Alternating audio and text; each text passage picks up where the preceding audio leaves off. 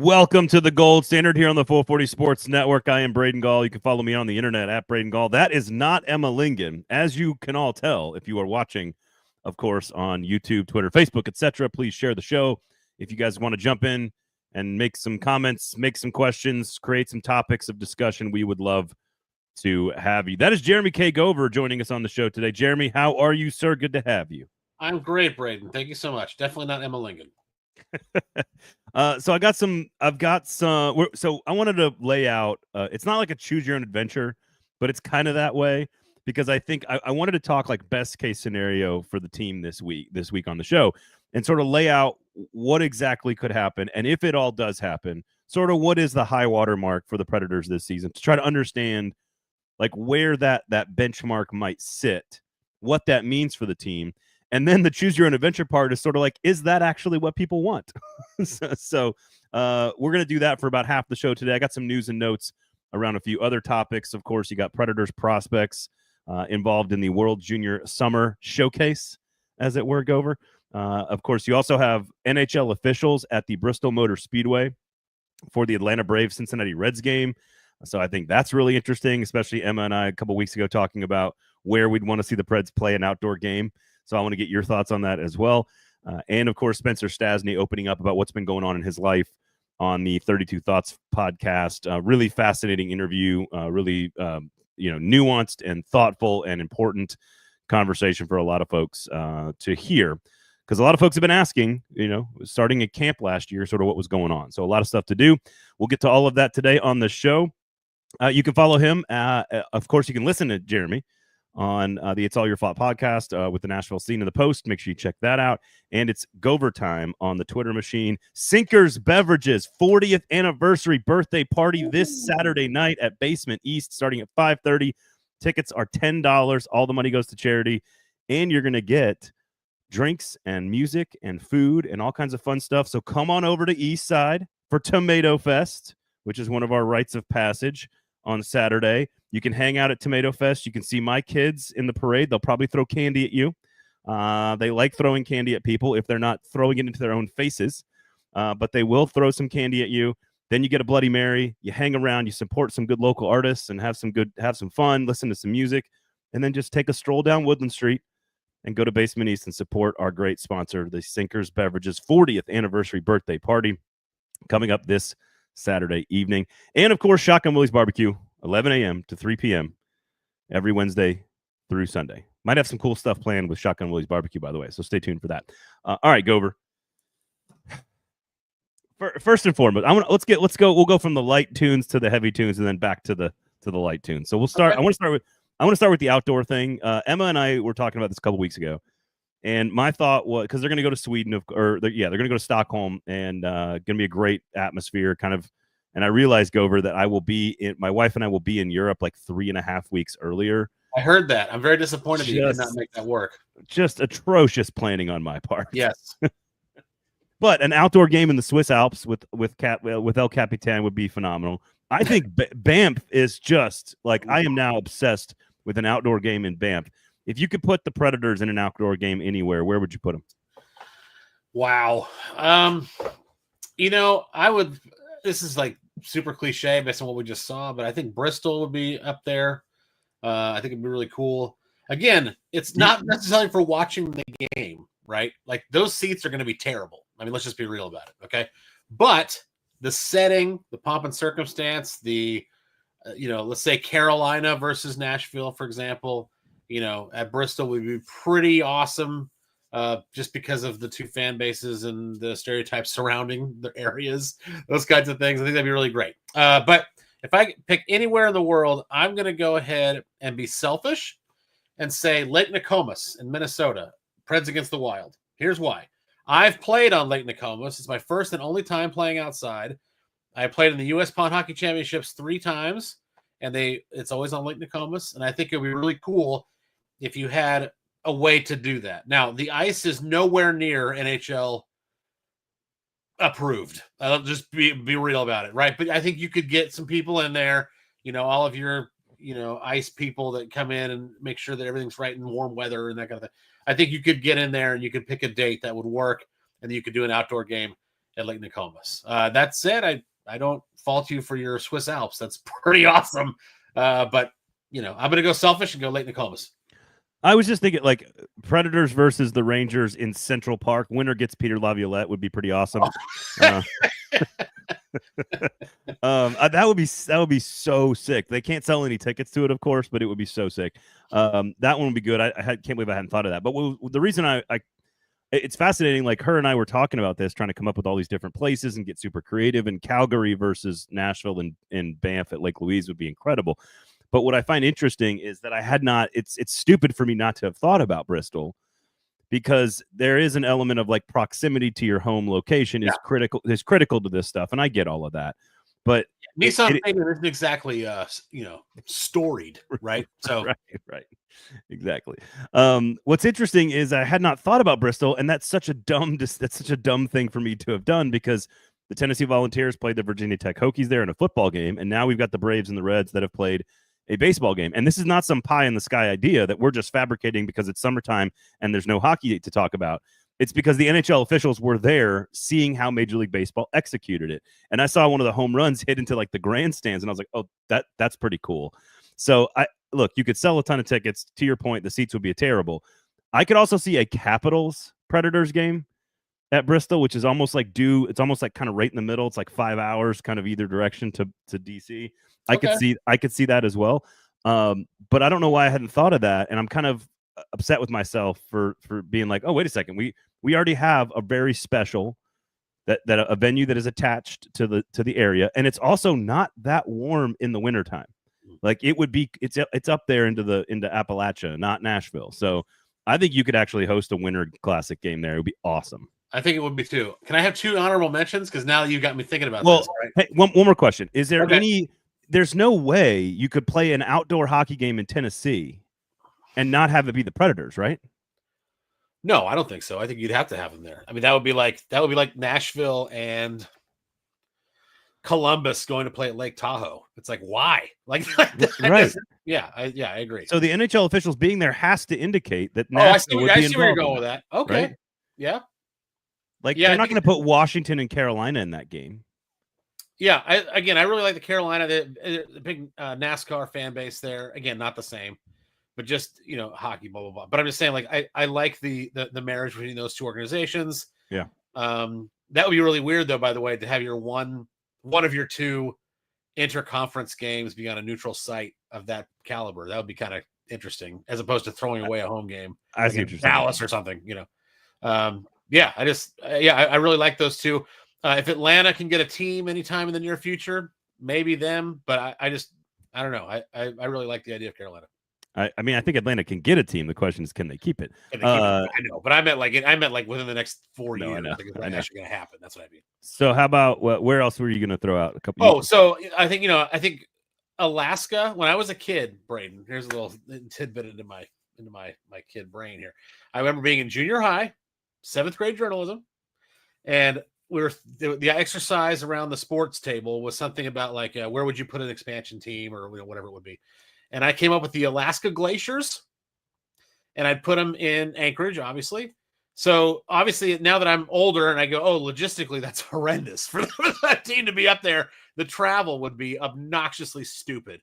So I understand that part of it now that I'm older and all that. But I think in a vacuum, if you did a one-off game, you could do, let's say, a Kings versus Vancouver or something up there in Anchorage or Fairbanks. I think that would be pretty awesome. A way to give a natural cold climate place like Alaska an actual NHL hockey game. I think that would be really, really cool. And the second honorable mention is just because you said Washington.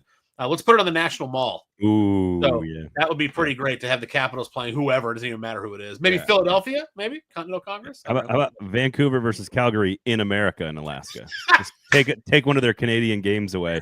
Vancouver versus Calgary in Yellowstone. Well, I like it. You have to charge 30% more for tickets. You do. Yeah. There's a hockey tariff there. Yes. And it says it on the ticket, hockey tariff. All right. So if you guys, Chris, good to see you, of course. Preds versus Canes in Ober-Gatlinburg. I don't think they have a place to put the rink. Like, I don't think so.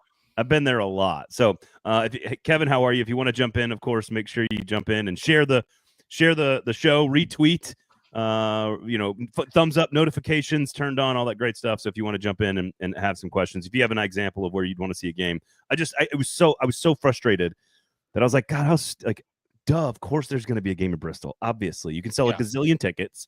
It's centrally located for like 4 or 5 different clubs. Pittsburgh is not too far away. Columbus is not too far away. Nashville, Carolina, Washington, they're all relatively, kind of in the area. People could make the drive, and you can make a lot of money, and it would be quite a spectacle. So, and the weather's not terrible. Like, it's cold enough to run the rink in the wintertime. So, sure, Kevin says, surely there's a haunted hockey rink tour in Gatlinburg. I don't know about that. Is that a haunted hockey rink tour in Gatlinburg? Was it the Knoxville Ice Flyers? I can't remember what it was. I can't remember. All right. So World Junior Summer Showcase. That's what this was, of course. Yeah. So look, Riker Lee had some really nasty highlight goals. He intercepted a pass in the offensive zone and scored on a brilliant play with Higgins, which of course I'm sure Predators fans were. No, not at all. No. I was like, oh my God, come on with that. Very unselfish play by James Higgins, kind of leadership stuff there. No, I'm just kidding. Had a couple of other toe drags, really great passes. 5 points, 2 goals, 3 assists in 4 games. You also had the Rombach defenseman, the big, tall, like 6'7" guy that they drafted this year. I think he led the tournament the showcase with 5 assists and 6 total points. I think he was tied for the lead in that situation. And Brady Martin, of course, was the third line center for the Canadian team behind Jake O'Brien, who I think is going to be a pretty good player. I was not shy about my appreciation of Jake O'Brien, but like, how much should you make reasonably about these things? Riker Lee's hands are great. Well, we kind of already knew that, right? Right? Like, we already knew that was why they drafted him in the first round. So Cameron Reed, I think, was also playing as well. Yep. So a lot of Preds flavor. Let's start with the Martin thing. Like, how much does it matter? Because how much do you care? Is it important? Is it noteworthy? Do you need to say, okay, that's a thing, but not overreact to it? Like, what's the right way to look at this stuff? I think it's kind of like training. Well, not training camp. I think it's kind of like development camp, Braden. You want to see them excel, whatever that means. Okay, so if they're a tough guy, you want to see them go impose their will. If you're a playmaker, you want to see them come up with some dazzling plays. If they're a goal scorer, you want to, I don't care how they come, you want to see pucks in the back of the net. So whatever that means for that player, I think you just want to see them borderline dominate their peers. That doesn't mean anything. At the end of the day, they're not playing NHL players. They're not playing AHL players. They're playing against their peers. So if you have a guy like a Brady Martin, Riker Lee, right, Cam Reed, whatever, and I think Finland had a Preds prospect as well. His name is Nieminen, I believe his name is. Yeah, had a great showcase. Yeah. So you want to see them play well, not on the stat sheet. Okay, that's what we all do when we're not watching the games and dissecting them, and and taking them all in. Right, we go to the stat sheet and go, oh, give me the snapshot of what happened. Oh, he only had 1 assist, must not have done well. That is not true. So it's all about what we see from these players against their peers. If they excel against their peers, all that is a piece to the puzzle. Think of a big old jigsaw puzzle, and you get one piece. Maybe it's a corner piece, maybe it's not, in that puzzle, and you solve it and put it in place. That's all that is. You have to wait for training camp, which ups the ante, of course, in the competition. You have to wait for how they respond to adversity eventually in their career. You have to wait till they're pro. This fills in the puzzle. But these tournaments like this, awesome to see. Gives them hockey to play during summer. That's all great. It's all fun for us. That's for sure. But at the end of the day, you just want to see them excel against their peers. I don't really care where a player plays in the lineup on a junior showcase. That's right. Like, you may think, oh, well, why isn't my guy a top line center, for example, right? Like, you may think that. Okay, well, first of all, maybe the other guy has got chemistry with the absolute shoe-in right winger or whatever, or has played in the past with this other left winger over here. Like, you just don't know the combination. Maybe it's a right-hand, left-hand thing. There's 3 left-handers on this, so they want to. You just don't know the reasons why, right?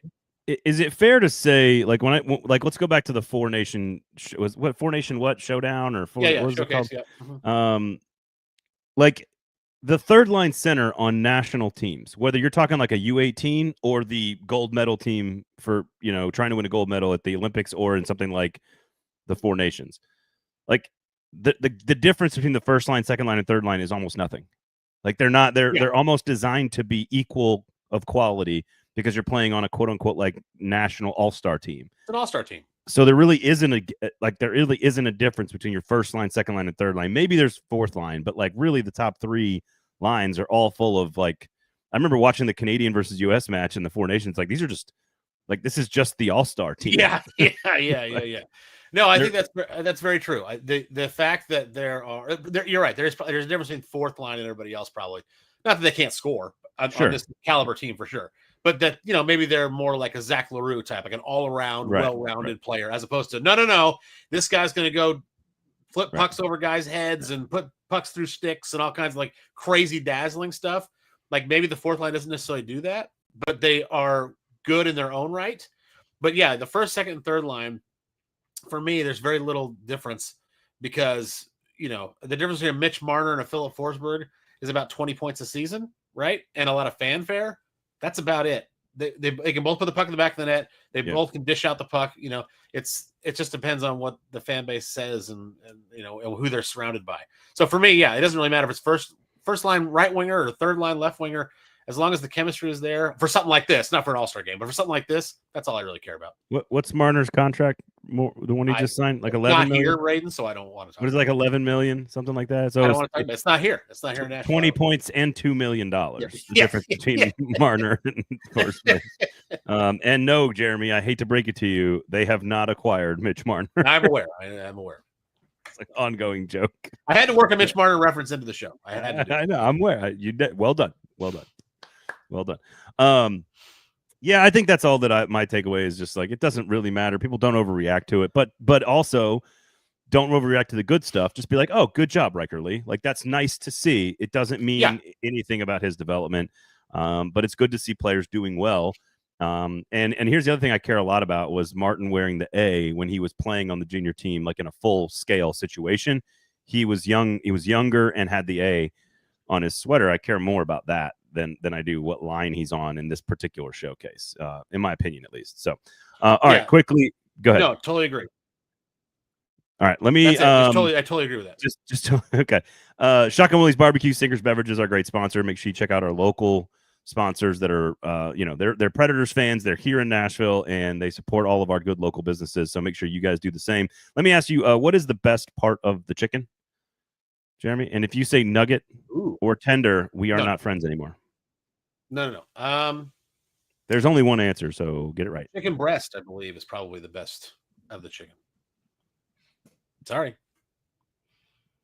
So by best, you mean the one with the least flavor, and the least juice. Is that what you mean? I'll tell you what. How about you tell me what the best is, and I'll try it next time I'm there. How about that? Well, the chicken thigh is objectively the best part of the chicken. That's what all chefs cook with. Chefs cook with the thigh. It has the most flavor. It's got the bone. I also think it's the best tasting piece. So if you're going to go to Shotgun Willie's Barbecue, get that half dark meat chicken, smoked dark meat half chicken, one of my favorite items on the menu. Obviously, the brisket is award-winning, and obviously the pulled pork sandwiches are amazing, and obviously Tony's Magic Green Beans are amazing, and obviously the hand-from-scratch banana pudding is amazing. But you know what? I am an evangelist for the thigh. I'm a thigh guy, and I think the thigh needs more love out there because, the breast apparently gets all the attention. Sorry, it does. Are you wearing jeans? Sorry, if you know, you know. Yeah. All right. So, okay, I wanted to talk. I'm going to get into best case scenario for the team. We'll spend some time on that, but quickly. And if you want to hear more about this conversation, you did an interview with Jack Williams, right, over on It's All Your Fault, and you guys talked a little bit about Elliot Friedman's conversation with Spencer Stastney on the 32 Thoughts podcast. For the timeline, make sure I get this right. I think the timeline was he got back at the beginning of camp last year. He got to Nashville on September 11th, and actually a season was supposed to start in like the 18th. So he just wasn't ready to go, and sort of this long, drawn-out process of unsure what he's doing or where he is or what's going on. None of that really is our business at the time. It turns out he had joined the player assist program, which makes perfect sense because at the end of the 24 season, he's basically taking 10-second shifts and pulling himself off the ice because he was so unhappy. Now, he opened up a lot about therapy when he was younger. He opened up a lot about therapy over the summer, last summer, that is, in terms of his depression and anxiety. He worked with Mark Vorjetsky on try to sort of how to handle this, who also had his own sort of very public bout with this, as Adam Vingan reported in one of his, and I'll speak for Adam, one of his favorite stories that he's ever written was to sort of tell that story. So having Burrow Cop there to kind of guide him through this process is really valuable. And I think it's interesting that he kind of learned that the hockey wasn't the thing causing him the stress.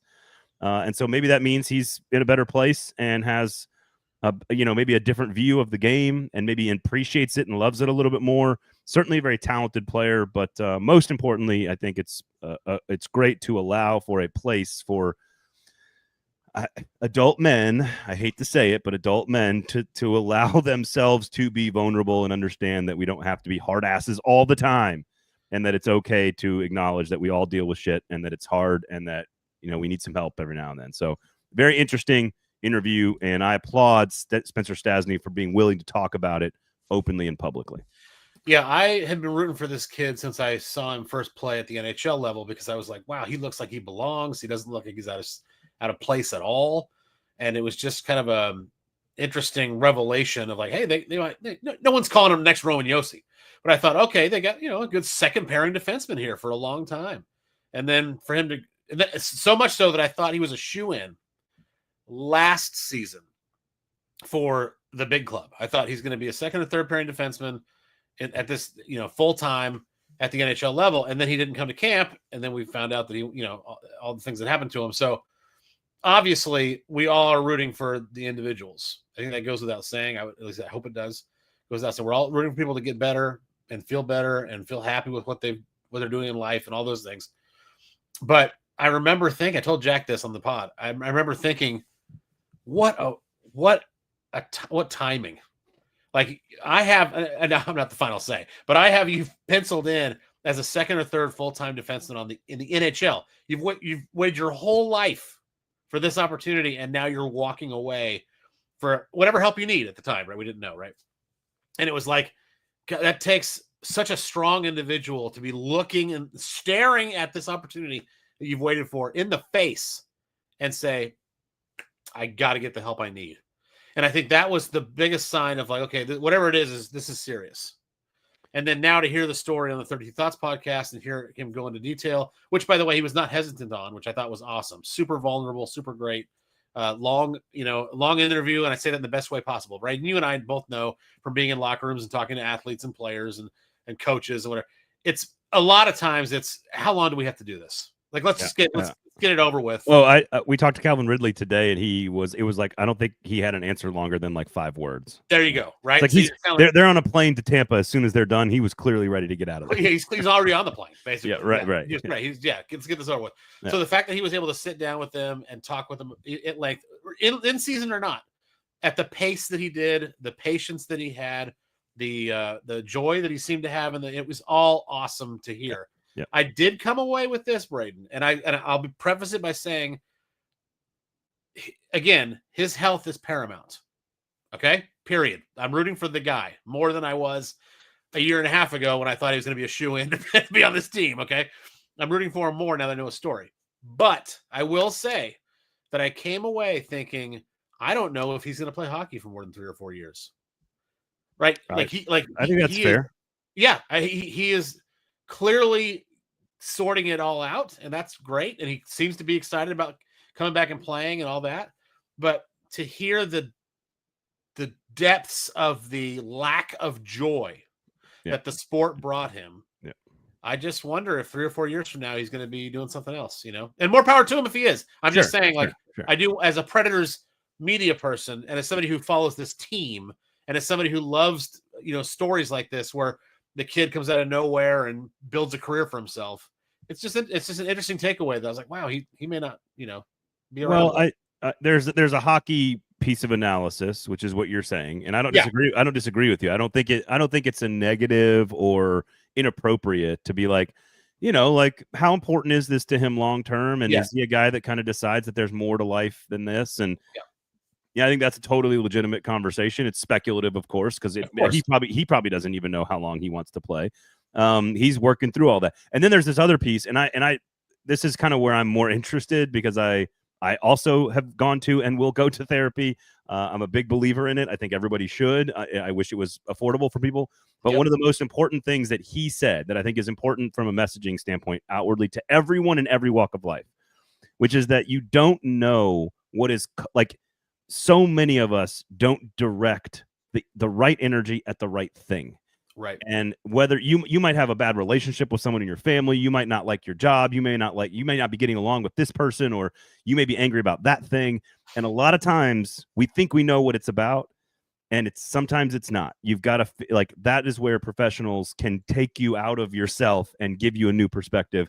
And it sounds like he did that very quickly. Like he figured out like, oh, I was directing all of this at hockey. And it really wasn't hockey's fault. It was all this other stuff that had been happening in my house with my family and with my life that I was blaming myself for. Also, so like go listen to the conversation. Don't listen to me about it. It's a must listen. If you haven't heard it, it take 40 minutes. It's great. It's great. Yeah, it's really good. So again, I think that's just like my personal, like the thing I want people to feel is like, man, you may be having a tough time with something, or you may be struggling with something, and it may not be the thing you think you're struggling with, but somebody can help you figure that out. And I think that's really important. So just wanted to reiterate that. And that's what I wanted to say on the pod too. The It's All Your Fault podcast. I kind of ended it by saying like, it's so important that like I have look, okay, I live in a state of passion. Okay. And I don't mean like that all like weird. I mean, like I have a movie podcast and Title Film Project podcast. I do hockey stuff. I've covered this team for 17 years now. Right. Like I've got a full-time day job that I absolutely love, working with the chimpanzees down in Georgia. Like there's so many things that I love to do. Obviously my family, it goes without saying. Right. So there's so many things. You should start with them next time. I probably should have, but I was trying to think of jobs. But so there's all these different buckets that I have. And I remember listening to the interview with Spencer Stastney and saying, it would not surprise me at all if 2, 3, 4 years, whatever it is, right from now, I lose joy in one of those things that I find so much joy in. Sure. And then I go to therapy or I go talk to a professional, and it eventually comes out that, well, actually, it's not even that at all. It's actually this thing 17 years ago that happened. Yep. And then, so I wanted to leave the podcast episode with Jack, just making sure that people understood that you're right. Sometimes it's not the fact that, I guess I don't love this anymore. No. You might. But it's something else that's getting in the way. Don't let something else rob you of the joy that you thought you had. So. Yeah, and like you could be having a tough time with the person, and be so annoyed with the person, and think it's the other person that's doing this, and it's like, oh, actually, you're mad about something else, you know? That's right. And so, like, it's we are super, super, super complicated, and it's okay. It should be okay for us to acknowledge that. And I've even seen some folks react to this interview in various internet locations of like, well, I think this is, I feel like a bad person, but I think this is going to impact his trajectory in the NHL. And it's almost like we can't help but go back to like some remedial form of analysis where we're just like, well, I hope that doesn't hurt this person because he's less of a this or less of a that. And you're like, oh God, are we still thinking about that? And maybe maybe they're right, maybe they're not. I don't know. Anyway, all right. I want to talk best case scenario for this team, and I wanted to see what you think. And then I want folks who are listening to kind of choose their own adventure on this.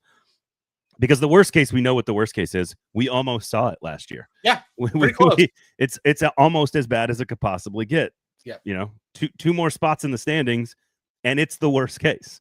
But it's not, because they would have got Michael Meek. That's why I want people. That's why I want people to choose their own adventure. Okay, so I want to lay out what has to happen, sort of to some degree. Yes, Patrick, bettering your life.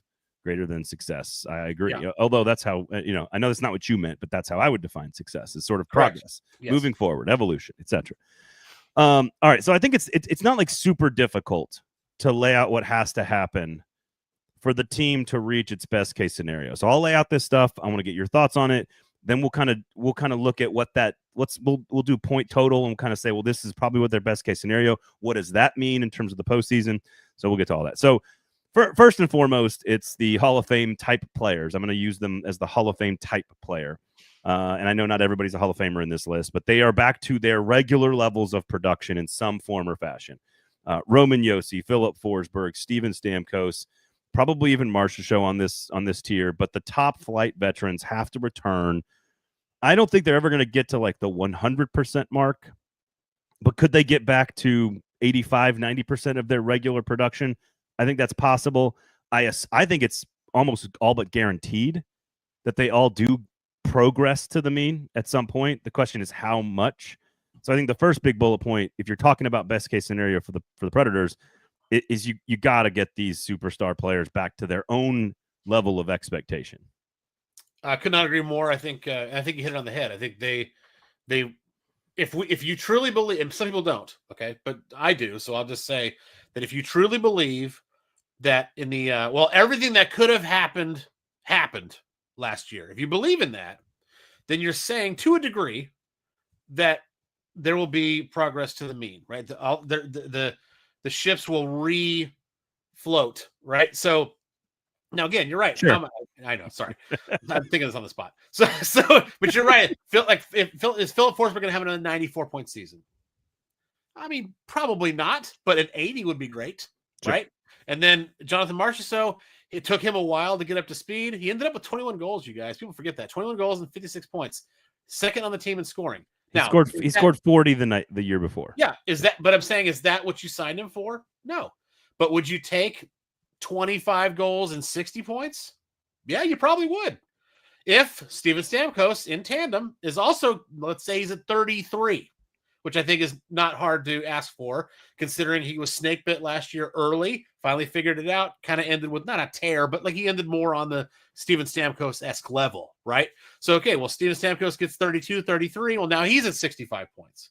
So you'd like to see that a little higher, but you'd take that after last year. So my point in saying all this is, if all these guys progress upwards from last year, not total, but up last year, now all of a sudden you've probably got just those three guys alone. What do you think, Braden? 5, 6 more wins? I mean, just yeah. Okay, yeah. I think the issue here is best case scenario for that group of players. I don't think is career high. Oh no, I agree with that. I don't think you can do it. Maybe to your point about Forsberg, I think Forsberg is the one that has the most left in the tank. He's not coming off the injury like Yossi. Correct. I think Forsberg is the one you can. It's okay for fans to say, I want to see the best possible version of Forsberg. I think the rest of them are at a certain point in their career where the best case scenario is probably 90% of what they are in the past. Sure. So I just want to kind of point that out. I think if you're looking just across the board, right, you're not singling out any player. I would say of the players that you talked about, except for Yossi, which is a whole other conversation, unfortunately. Then I think if you have 35 goals from any of them, or 80 points, 70 to 80 points from any of them. No, I take that back. 70 to 80 points from all of them. Sorry. Then I think you're in pretty good shape. I think that's what you could realistically ask for if you're a Predators fan with those guys. Yeah, I think I think for Yossi, for Stamkos, and for Forsberg, I think 80 points for two of those guys is not crazy. I don't think that's crazy. No, I don't think so. But again, Forsberg. Right. I think you absolutely signed Jonathan Marchessault for more than 60 points. Oh yeah, for sure. And I think you signed Stamkos to get to 70 points for 30 goals, etc. So again, I just think best case scenario is probably 90% of their career highs, and I think if all four of them hit 90% of their career highs, they will be the tip of the spear on this entire offensive team, which I think that's the shooting percentage progression to the mean. That's all these other things, right? So the other one, of course, and this is one I don't think we've talked a lot about in the summer and the offseason. And once the team was bad, it almost didn't matter.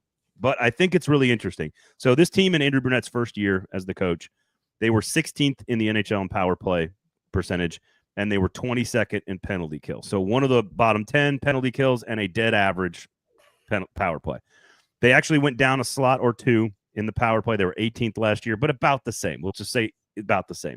The penalty kill got significantly better. They were 7th in the league last year in killing penalties. So I think best case scenario for special teams, which I don't think we've talked a lot about because it was so irrelevant to the actual team's performance. Yes. Special teams, for those who don't know, special teams are supposed to make or break your game. They did not do that. So that's why you kind of overlook them. It's a lot of breaking there. But again, statistically, not terrible. Not terrible. So in theory, could your penalty kill be a top 5 penalty kill in the NHL and your power play just take a couple of percentage points boost and with Stamkos's return to 90% of his form, all of a sudden your power play is like top 10, maybe 8th or 9th or 10th, and all of a sudden you have both your penalty kill and your power play are top 10 in the NHL. I think that is also possible. I don't think that's out of the question. I think that's best case scenario. I think that is best case scenario. You're right. Top 10 in both specialty teams. But I think with that comes what they've talked about ad nauseum, right? Braden, is the 5-on-5. They need to be better 5-on-5. They need to do this, and this. And special teams is great. But, if you're being held to 2 or 3 power plays a game, does that give you ample enough opportunity to make a difference, right? Where the odds go in your favor? Because you'd like to see, I think in a perfect world for easy math, I think you'd like to see 1 power play goal for every 4 opportunities, maybe 5, right? That's kind of what you, as a fan or as a hockey person, you probably think, okay, 1 out of every 4 or 5. So let's call it 1.45. So 1 out of every 4.5, that's what you want to see. I don't know if you're doing 2 or 3 opportunities a game, if that gives you the chance to do it. So for me, best case scenario for sure. Realistically, I hope so. Yeah. Again, I'm just saying, let's play out best case scenario. What will this then return to us as an organization? And 90% of your Hall of Fame types, your leaders, special teams are both fringe top 10, I think is one. I've got a couple more. Do you have any other ones? There's some obvious ones. I just want to say that the trickle-down effect of that I think people forget is the indirect result, which is if the power play is in top 10 and the penalty kill is in top 10, yes, it means more wins and all that. But you know what it also means? It means their Achilles heel last year, which is playing from behind. They don't have to do that, in theory, as much, right? If you have a top 10 power play and a top 10 penalty kill, all of a sudden you've removed that, hey, we're always playing behind the 8-ball thing, and which they were apparently terrible at. So you also get that benefit as well. And here, obviously, we could talk Saros here because I think Saros returning to his career averages. It's best case scenario, right? So, we're gonna tie that, and I think you can actually go way above that. Best case scenario for Saros is he could have one of the best seasons of his career. I think that's within 930 save percentage. Yes. I'm not predicting that. I'm saying it's possible. Best case scenario is what we're saying.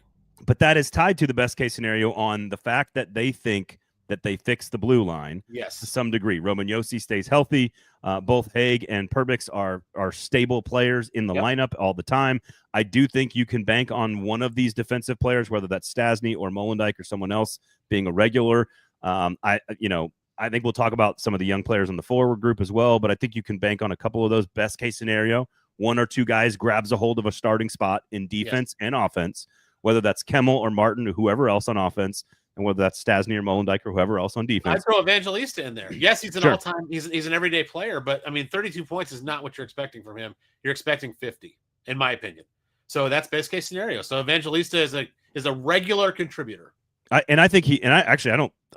think that's just the case scenario. It's not worst or best. I think it's just what's going to happen. I mean, he finished strong, but I'm saying, in the first 4 months of the season, it was like, where is this guy? And if we're talking best case scenario, you're putting him on the score sheet, let's say once every other game.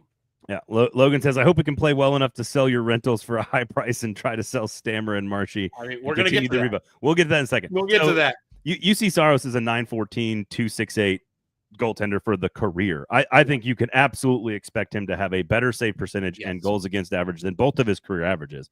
I think that would be totally expected. But that is also tied to the defense best case scenario, which is that Perbix and Haig are the fixes that they needed from a big physicality standpoint, and that they have some stable lineup decisions for the entire year. That 5 of the 6, barring a couple injuries here or there throughout the course of the season, are pretty routine. Okay, so this gets us to. And do you have anything else you want to add to best case scenario? No, I just want to make sure I brought up Evangelista, and then I'll actually take that back. I will bring one more guy up. If it's best case scenario, you're looking at Svechkov taking a giant step forward. Now, no one's saying, hey, go score 50 points. But, I think if you give him a full-time slot, right, and Brady Martin doesn't make the team or doesn't make it past game 10, right, they option him back to junior or something like that, then I think it's the best case scenario has got to be Svechkov's got to step up and be a regular contributor as well. I agree with that. I think Svechkov, Evangelista, there are a couple of guys that in the best case scenario environment we're talking about that have to be 82 game-ish performers who are producing at I would say 40 to 60 point level. Yeah, again, impacting the score sheet every other game. If you have that, you have a 43, 45-point guy from those two, specifically Evangelista and Svechkov, I think you'd take that. So all of this, 47 wins under Andy Burnett in his first year, 30 wins last year. Obviously, a huge drop. We know the points. That's 31-point differential. I think people forget that they were a 99. They were almost a 100-point team 2 years ago, which is crazy. So I went back and looked at the last 4 years of the full division seasons, post-pandemic and then shortened season. The average fourth place wild card finish was 4 years ago was Dallas with 99 points, then Winnipeg with 95 points. 2 years ago was Nashville with 99 points, and Minnesota 97 points. So to get to fourth in the division, you have to be 30 to 31 points better, basically 30 points better from 68 last year. You need to probably get to 98 points, which is 15 more wins. That's a lot of wins. But I wanted to use that as context because third place in the division last year, Colorado 102. Year before that, Colorado 107, Minnesota 103, and St. Louis 109. If you are just looking at these averages, you're talking about on average 105 ballpark to be third place. And I think best case scenario, if everything we just laid out happens for the Predators, I do not think that gets you to 105. Right? Or am I wrong on that?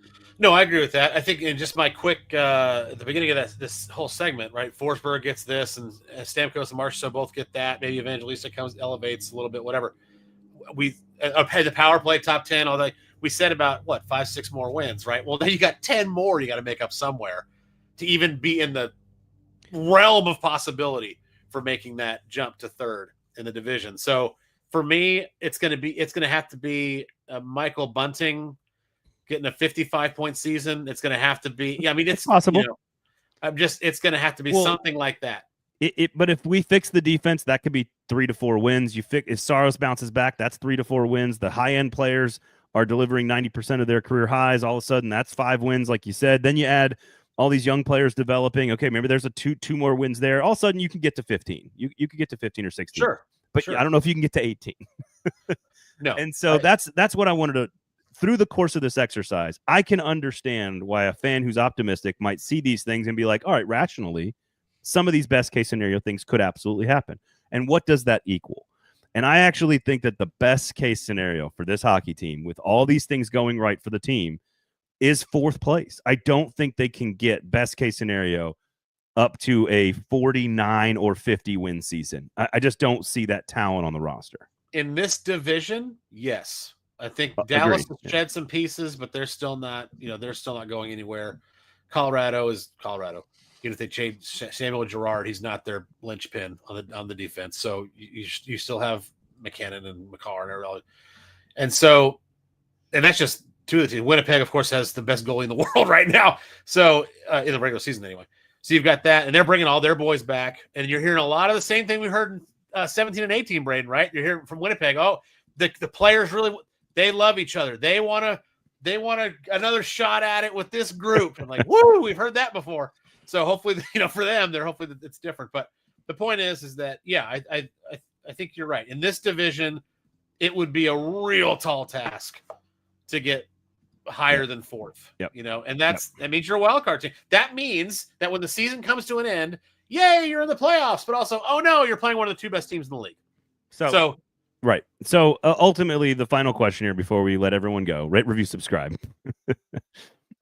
is that should everything go their way, the best thing I think this team can hope for is probably a wild card spot and a playoff spot against one of the best records in the NHL.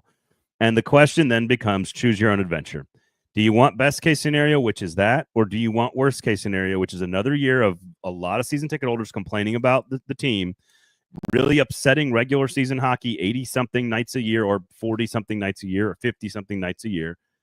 And sure, you might have a crack at Gavin McKenna. Like what percentage of the fan base chooses the playoff fight and good can because again, 99 points and a wild card bid was 47 wins, 30 losses, 5 ties. That means the vast majority of the times you play hockey, you are ending with a win and a good result. And that is fun. That is fun for kids. That's fun for fans. fun for us. We don't have to go in the locker room and be like, "What's wrong out there again?" You know, 38th really time in a row.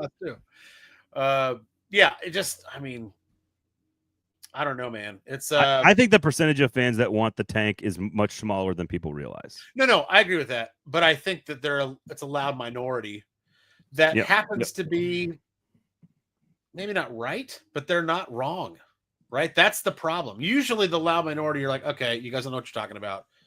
You know, I'm gonna pick on flat earthers here for a second. If you're if you're a flat earther, you're like everyone else is like, okay, like there's a lot of you guys are all loud, but you don't know what you're talking about, right? You kind of dismiss them. In this particular case, they could be right. They could be right as the sense that that's how you build a winner. Of course, they could also be wrong, and I think we're all hoping that they're wrong, that they can find a way to win elsewhere. But that's the catch-22. It's like, okay, well, I don't want this team to suck for another 3 or 4 years and tank and go get Gavin McKenna, although that'd be great. And and then you can't help but do it. I know, he's a great player, and I don't want to see all that and have this team tore down, so to speak. When there's so many promising pieces, especially when you went out last summer and specifically got guys that do not want to end their career on a low note. Those guys are trying to win. They came here to win. So to then say, yeah, we're going to go ahead and punt, I think that's a real, real hard pill to swallow. But Braden, at the end of the day, those people could be right. And that's the problem. Oh, man.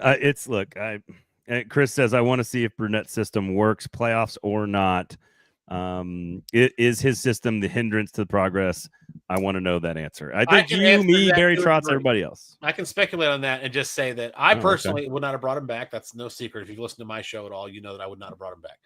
That being said, I understand that, like, okay, look, it takes a while for we have two years now of sample size of guys new to his system who took a long time, 2, 3, 4 months to get up to speed. And then all of a sudden, oh, okay, it's clicked. Now let's go play. All right. So there is something to be said for, okay, really, it's just Haig and Perbix. That's really it, right? I mean, as the forwards, all the core is there. So if you go, all right, well, if it's just those two guys, then all right, is it going to take another 2 to 3 months for everyone to get up to speed? Or is it now they've got it and they're going to bring it in on October 8th or 10th and actually do well? I can allow that argument. But the problem for me is, and I don't know how you feel about this, Braden, but I mean, come November 1st, I know that's really quick, and I hate to put the timeline on people, but if it's not working on November 1st, it's got to be a quick change, dude. I cannot see them saying, oh, let's ride it out and see. No. I mean, I think it depends on how bad it is. If they're at 500, they're not making a move. No, sure, of course. I'm talking about like 2-8 or something. Yeah, like that. But if it's like, and I'll go a little further back than November 1st. If it's like, if there's 5-11-2, like that you're done at that point. Yes, I agree. Dallas, I think Dallas is correct on here. It all comes back to expectations. If the team sells us on, we're going to go win the cup and they suck, people will be mad. But when Barry got here and preached patience, people were willing to listen. I think that's correct. I think if the Titans are doing this very well right now, they are lowering expectation from the front office down with everything that they communicate to people. Yes. And they're not going to be very good. There's some things to be excited about, but they're not very good. With the Preds, it should be the same. Like, you have young players that should be coming up to play more. Let's talk about them. Let's promote them, but let's temper expectations overall. That way, anything that happens is house money. The same is also true for that dopamine hit for the fans, right? The opposite way, which is when Trotz came on board, it was, hey, let's be patient. Might take a little longer than we think. And then months later, let's sign Stamkos, Marchessault, and Shea. And everyone's like, holy crap. So it was like, I understand it was like a perfect storm for like these two amazing 3 free agents to like want to sign the same team. And I get all that. But if you're setting the expectation of it might be painful, just kind of bear with us for a little bit. We're going to get there. And then within a year's time, have a Hall of Fame level signing day, right? It's like, okay, well, I mean, what is the message here, right? Yeah. So I don't fault him for doing it by any means. I think that they're going to work out just fine. But that's how you mix the messages. When you say one thing and then you go out and all of a sudden you're like, oh, I found an exception, and then you screw it up. I guess not that I wanted to offer a dose of reality. That wasn't the goal, but I really wanted to lay out, like, what did I think could happen that was best case for a lot of these different players and roles. And then, like, what does that equal from an actual point standpoint? And then go back and look at what it takes over the last 4 years in the Central Division, maybe the best division in hockey, if not clearly, and be like, what do you need to get to? And you need to get to 100 points to even sniff a third place finish. And I think you need more than that based on 102 is the lowest total that's been good enough to be third place in the division over the last 4 years. I think you need to get over 100 points. And I don't know if this team can do it. I think they could get to 90, and I think they can get to like 92, 95, maybe even 97, but I don't see a 100-point team. And I think 100 points is comfortable. That's where you're comfortable. If you're a team, you're like, look, we're in, barring some sort of collapse or somebody else goes on some ridiculous run, 100 points is going to do it. So if you're in that ballpark coming up on, let's say, April 1st, and you've got 88 points, you're probably feeling pretty good. Right? Yeah. That's 5-6 wins away. But at the same time, you can't wait that long. You got to know the answer before that, and that's, I think, the real dangerous part of this season coming up. It's both exciting and dangerous. It's like, well, when are they going to pull the plug, or when are they going to go all in? Or are they going to stay around that murky middle the whole time? They better not go all in. I know. No, I'm just saying, like, are they going to hover around that? Well, they're a bubble team. I hear you. I hear you. I got some interesting stuff coming for you guys on Lower Broad Hockey. I know it's a slow part of the year, so stay tuned. You subscribers, love you guys. And if you're listening at this point of the show, I appreciate you. I got a special interview coming up for all you guys. Going to be really fun, really interesting, really thoughtful, and a lot of insight there into the team. So it's gonna be good stuff. So stay tuned for that. Gover, where can the good people find you? It's All Your Fault podcast every other week during the summer. Once training camp starts, we're going back to every week. I got some great stuff planned for this coming season. Super excited. And you can find me at It's Gover Time on Twitter, because it will always be Twitter.